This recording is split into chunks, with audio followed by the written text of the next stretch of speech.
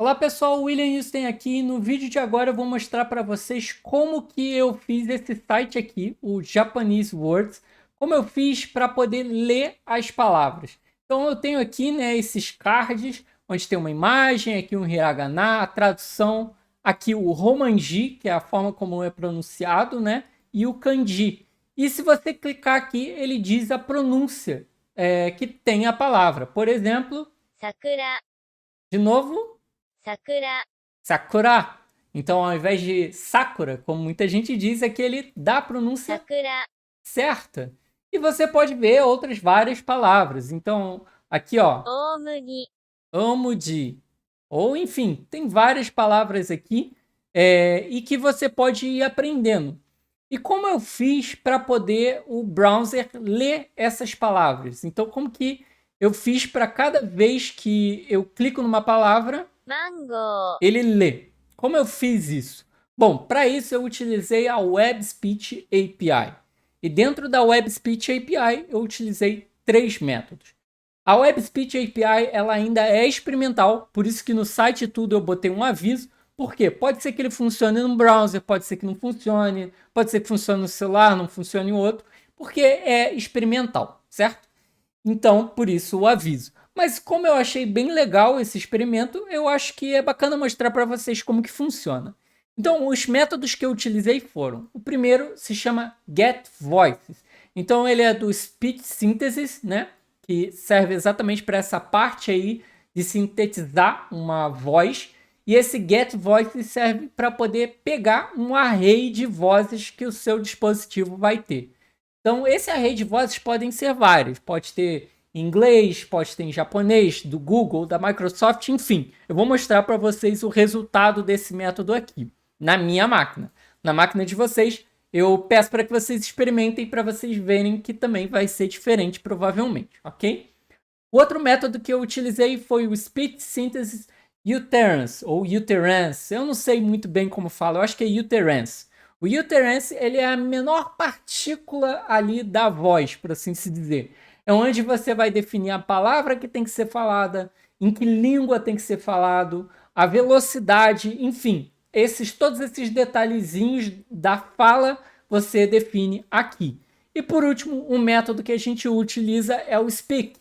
Como o nome já diz, é falar. Só isso e a gente tem aí funcionando. Ele vai procurar pelas vozes, definir a palavra para falar, em que língua, e por último a gente manda falar. Então vamos ver isso aí no código. Esse código aqui, no caso, eu fiz em React, mas não vamos nos preocupar com a parte do React, vamos nos atentar só à parte do JavaScript, ok? Então eu vou até deixar aqui que eu tenho no localhost também, então estou no localhost com o mesmo projeto para vocês verem. Esse aqui é o código e a gente precisa ficar atento, então, como eu falei, em três pedacinhos. O primeiro é esse voices aqui. O que eu faço? Eu pego o método do Speech Synthesis, né? Utilizo aqui um optional chaining para poder ver se existe ou não no browser. E aí eu pego as vozes. Em cima dessas vozes aqui, o que eu faço é iterar nesse array procurando uma voz que tenha aí a pronúncia em japonês. Então, primeiro de tudo, vamos ver o retorno desse voices aí. Eu vou botar aqui um console log voices, ok?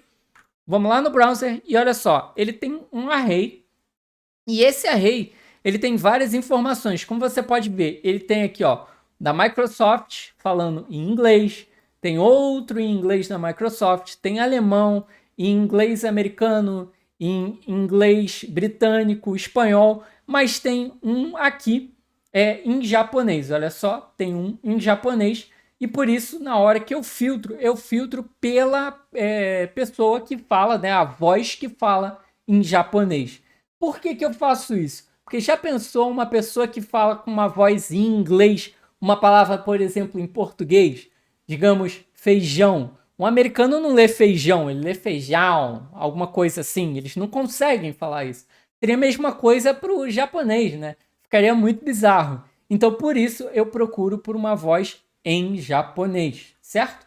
E aí eu tenho aqui a nossa voz em japonês já definida.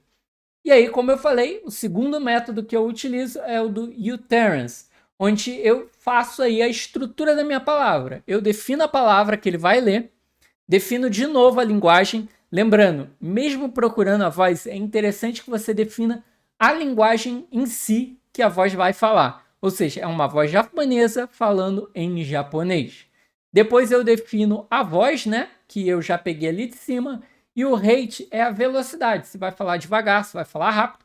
Como a gente é um aplicativo para aprender a falar, eu boto para falar em 0.8, que é um pouquinho mais devagar, para que ele possa, né, falar e eu consiga entender direitinho a palavra.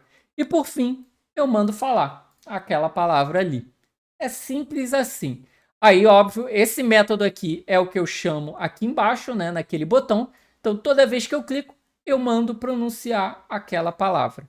E o outro botão é para eu poder definir uma nova palavra ali através do meu banco de dados, ok? Então, eu tenho um pequeno banco de dados que na realidade é só um JSON, ok? Que tem aí várias palavrinhas para a gente ler. Então, e aí com isso a gente consegue aí fazer com que o nosso browser leia as palavras para a gente. 小麦粉 Muito legal, né, gente? Então é isso. A dica de hoje era essa, para mostrar só mesmo a parte da Web Speech API.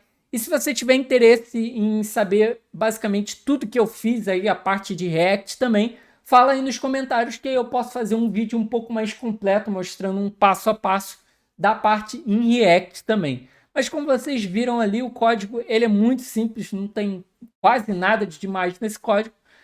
Mas se vocês quiserem ver eu explicando um passo a passo maior, eu posso fazer também, ok?